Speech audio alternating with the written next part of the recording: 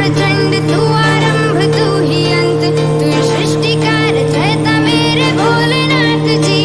मैं खुद हूँ खंड खंड, फिर कैसा है घमंड, मुझे तुझ में है।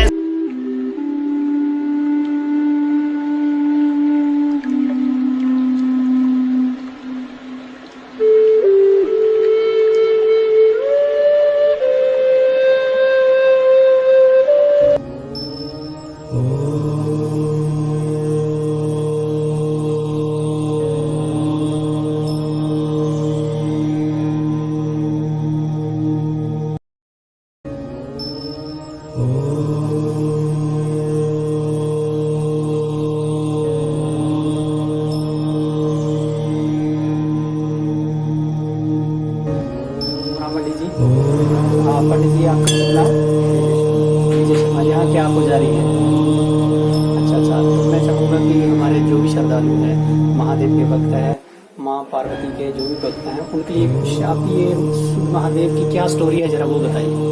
जो पार्वती जी है, मातला में उनका जन्म स्थान है, वहाँ से पूरी स्नान करके हमारे दर्शन करते हैं। और यहाँ एक जंगल था, जंगल के बीच में यहाँ पार्वती जी ने शिवलिंग की स्थापित किया हुआ, जो भगवान शंकर को पति रूप में प्राप्त करने के लिए।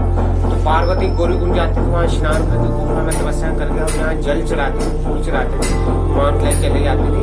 तो उस समय यहाँ पे एक सुधर्त नाम का राक्षस रहता है, जो भगवान भोलेनाथ का भक्त था। और पार्वती को देखा पूजा करते, तो उसने क्या किया कि मेरी पूजा में विघ्न डाल रहे हैं, उसने अपने भयंकर रूप धारण किया। तभी पार्वती ने भोलेनाथ से प्रार्थना की, हे प्रभु आपकी पूजा करते हुए राक्षस पूजा नहीं करने दे रहा। तो महादेव जी ने कैलाश पर्वत पर से त्रिशूल छुड़ाया। जैसे त्रिशूल उस राक्षस को लगा, उसके मुख से ओम नमः शिवाय निकला। और भगवान शंकर ने सोचा कि ये भी मेरा कोई भक्त है, और भगवान शंकर यहाँ प्रभु का वरदान मांगो। उसने कहा हे प्रभु, मुझे जो शरीर जो राक्षस का मिला हो, मैं इसे मुक्त माना जाता हूँ। तभी यहाँ का नाम पड़ा शुद्ध महादेव। शुद्ध उसकी मुक्ति होगी, महादेव शंकर जी का नाम। और ये शिवलिंग का प्राचीन, जिसकी पार्वती जी ने पूजा किया, अपने हाथों से इसको स्थापित किया और शिव को पति रूप में प्राप्त करने के लिए।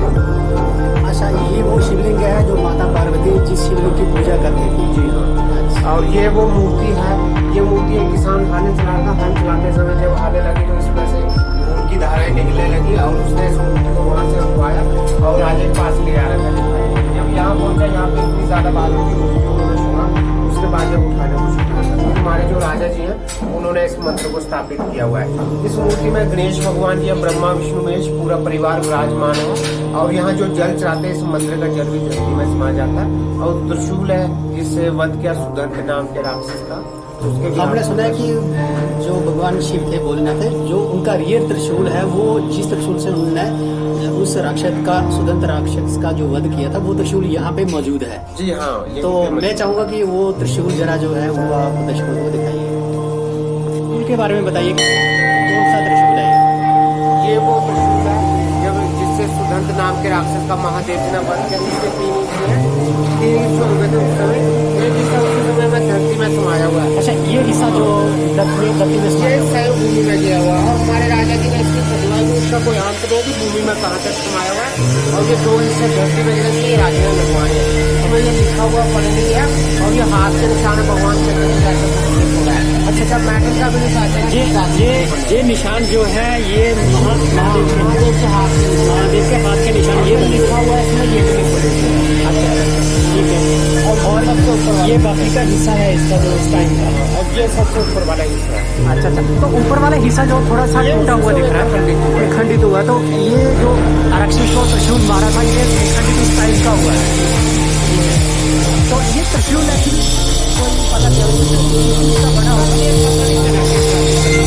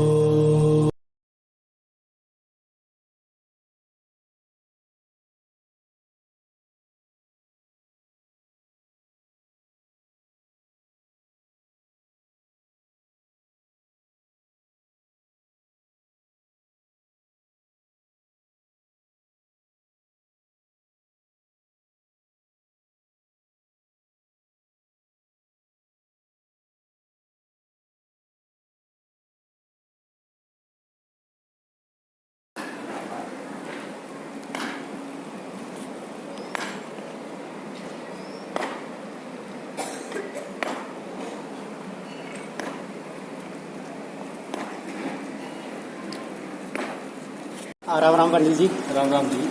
मैं चाहता हूँ कि हमारे बहुत सारे ऐसे श्रद्धालु हैं जो माता पार्वती के बारे में जानना चाहते हैं, यानी इस गौरी कुंड के बारे में जानना चाहते हैं। तो आप अपना नाम बताइए और इसके बारे में पूरा महिमा क्या है बताइए जरा। जी, मेरा नाम श्यामलाल गोस्वामी है। मैं यहाँ मंदिर में सेवादार हूँ। तो भक्तों, आज जहाँ हम बैठे हैं, ये पवित्र स्थान माँ गौरी का स्नान का कुंड है। माँ गौरी के स्नान करने के कारण इस कुंड का नाम गौरी कुंड है। तो सामने दिख रहे हैं गौ माता के 4 खंड। यहाँ गौरी माता जिस समय स्नान करने आती थी तो उस समय यहाँ दूध गंगा बहती थी। तो गौ माता माँ कामधेनु जो है, माँ पार्वती को अपने दूध से स्नान कराती थी उस समय। तो आज उसी में से ही बूंद बूंद जल निकलता है यहाँ।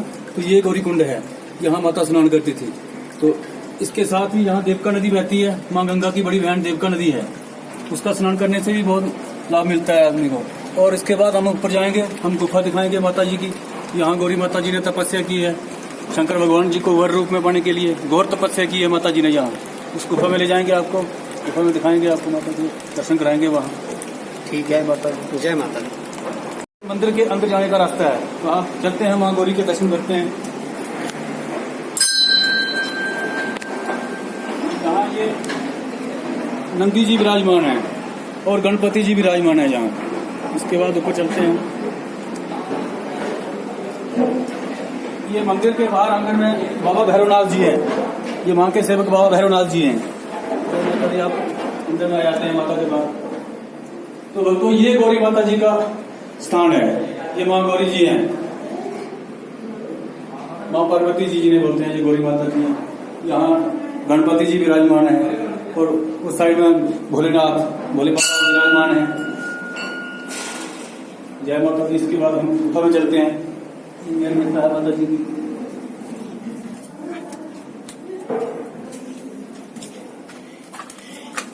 ये इसके बारे में बताइए जरा, इस गुफा के बारे में। जय माता दी। ये सामने शंकर भगवान जी हैं, ये गौरी माता जी हैं। यहाँ पर पूरा शिव परिवार है। श्री गणेश जी हैं, कार्तिकेय जी हैं, नंदी हैं, इनके पीछे गौ माता जी हैं और पीछे एक बाबा जी हैं, ये माता जी के सेवक थे। तो भक्तों, ये वह स्थान है, यहाँ माँ गौरी ने 1200 साल तक घोर तपस्या की थी। शंकर भगवान जी को वर रूप में पाने इसी जगह पे बैठ के माता पार्वती ने तपस्या की थी। घोर तपस्या की थी माता ने। यहाँ माता ने अपर्णा रूप में तपस्या की है माता जी ने।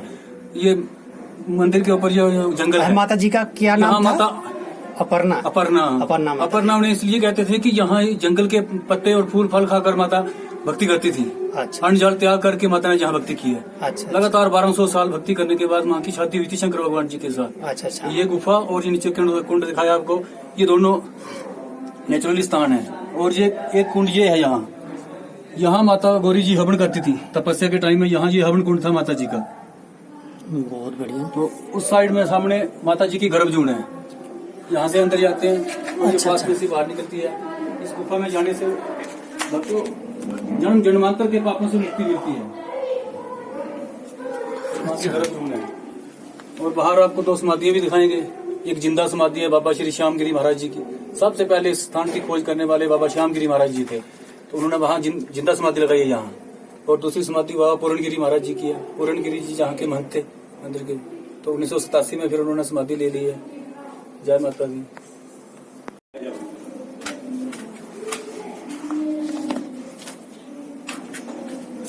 रुक जाओ भाई, आ जाओ।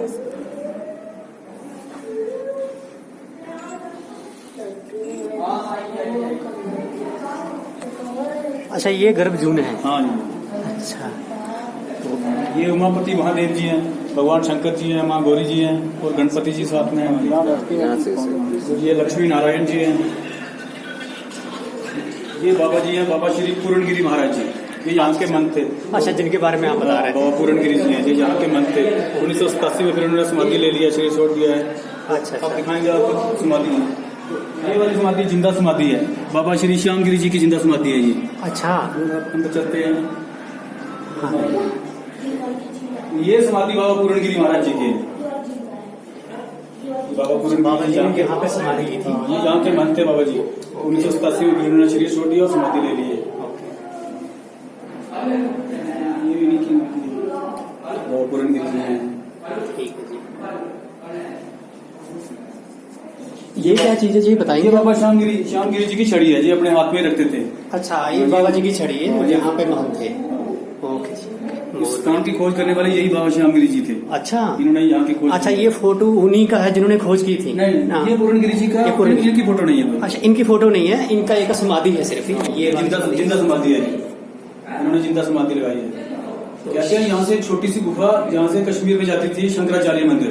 अच्छा। तो ये बाबा जी सुबह शाम जब आरती करनी होती थी तो स्नान करने के बाद गुफा में घुसते थे। अच्छा। और सीधे शंकराचार्य जाते थे, वहाँ से ताजे फूल और फल लाते थे। अच्छा। और उसके पश्चात आकर आरती करते थे माता जी की। अच्छा। तो किसी समय यहाँ कोई साधु आए हुए थे तो बाबा जी ने उनको बताया कि मेरे सिवा इस गुफा में कोई नहीं जाएगा, जो जाएगा तो भस्म हो जाएगा। तो उन साधुओं ने जिद की और 2 साधु गुफा में चले गए बाबा जी को बिना बताए ही। जब बाबा जी वापस फूल लेकर वापस आए तब दूसरे साधुओं ने पूछा कि महाराज हमारे 2 साधु गए थे, वो कहाँ गए? तो उन्होंने कहा भाई ये तो अनर्थ हो गया, मैंने तो पहले बताया था आपको कि इस गुफा में जो जाएगा भस्म हो जाएगा। वो भस्म हो गए थे उसको।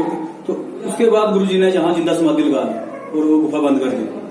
तो आप जो लोग बाहर से आते हैं, दिल्ली मुंबई कलकत्ता जो बाहर के श्रद्धालु आते हैं माता के दर्शन करने गौरीकुंड में, तो शुद्ध महादेव का असली त्रिशूल भी अभी नीचे अभी हम वहाँ पे जा रहे हैं, तो आप लोगों को क्या मैसेज देना चाहेंगे? हम तो लोगों से यही प्रार्थना करेंगे कि सभी लोग भक्तियां जहाँ आए, ये माता गौरी का पवित्र स्थान है, यहाँ तपस्या का स्थान है। गौरी माता ने घोर तपस्या की है यहाँ, जहाँ आके पुण्य प्राप्त करें। और माँ गंगा की बड़ी बहन देविका है, उसका भी आरंभ यहीं से होता है। ये देविका यहाँ से निकलती है और नीचे बेड़ी संगम नाम है, वहाँ जाके गुप्त हो जाती है जी, वहाँ संगम हो जाता है दूसरी से नदियों के साथ। माँ देविका यहाँ पे कहाँ पे है? ये पास में ही है। अच्छा, तो अच्छा। सूर्यपुत्री तवी जो है, अच्छा। उसके साथ माता का देवका मैया का संगम हो जाता है बेड़ी संगम में। तो वहाँ से देवका गुप्त हो जाती है और फिर उधमपुर में जाके प्रकट होती है देवका मैया। अच्छा वही देविका उधमपुर में प्रकट होती है। बेड़ी संगम से गुप्त हो जाती है। अच्छा, और उधमपुर में जाके निकलती है। अच्छा। फिर उधमपुर से ये लुप्त हो जाएगी। अच्छा। और फिर वो है ना क्या बोलते हैं उसको, उत्तरवाहिनी में जाके निकलती है। बहुत बढ़िया, बहुत अच्छा नॉलेज दिया आपने। जय माता दी, जय भोलेनाथ। माता दी भक्तों, ये सामने दिख रही है गंगा मैया की बड़ी बहन देविका नदी है। ये पानी देविका नदी का है, हाँ। यानी माँ देविका का। सामने ऊपर धार शिवगढ़ दिखाई दे रही है। अच्छा ये धार शिवगढ़ से ही गंगा मैया निकलती है वहाँ से। इसका नाम शिवगढ़ क्यों पड़ा है? शिव जी का गढ़ था यहाँ पर। अच्छा अच्छा, शिव का गढ़ ये हो गया था। शिवगढ़ नाम जगह है। जो त्रिशूल आप बोल रहे थे, जो राक्षस को भगवान मारा शिव था। ने जो सुत महादेव में राक्षस का वध किया था, हाँ। तो उस समय भगवान इसी शिवगढ़ में बैठे थे। अच्छा शिवगढ़ से ही वो त्रिशूल फेंका था भगवान शिव ने। अच्छा अच्छा। तो एक देव का यहाँ आती है ये, तो दूसरी सुत महादेव के लिए निकलती है। है एक ही ऊपर से, दोनों शिवगढ़ से ही निकलती है। शिवगढ़ से। जय माता दी। जय माता दी।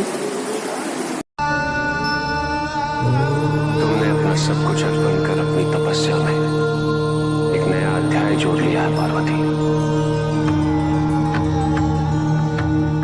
आज से तुम्हें अपर्णा के नाम से भी जाना जाएगा।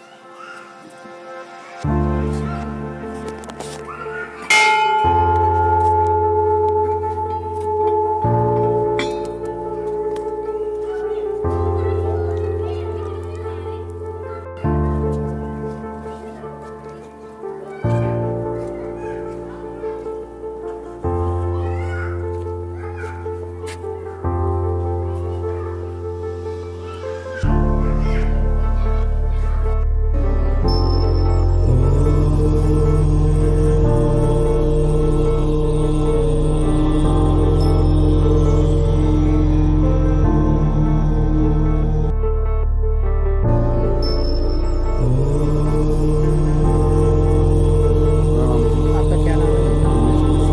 अच्छा अच्छा, आप यहाँ के पुजारी हैं।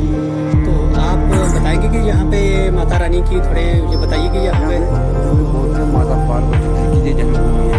हाँ जी। मेरी माता जी ने गौरीकुंड में बहुत वर्ष की थी शिव को पाने के लिए। अच्छा खुद महादेव में शिव की कोई अच्छा इसके नीचे सरोवर है ना, अच्छा, ये सरोवर थोड़ा आगे आइएगा। अच्छा ये सरोवर जो दिखा रहे हैं आप। उस टाइम वो हम अच्छा। बाद में जल कुंड बन गया। सांस के लिए भी अच्छा 7 फेरे इधर ही हुए थे। अच्छा अच्छा अच्छा अच्छा अच्छा।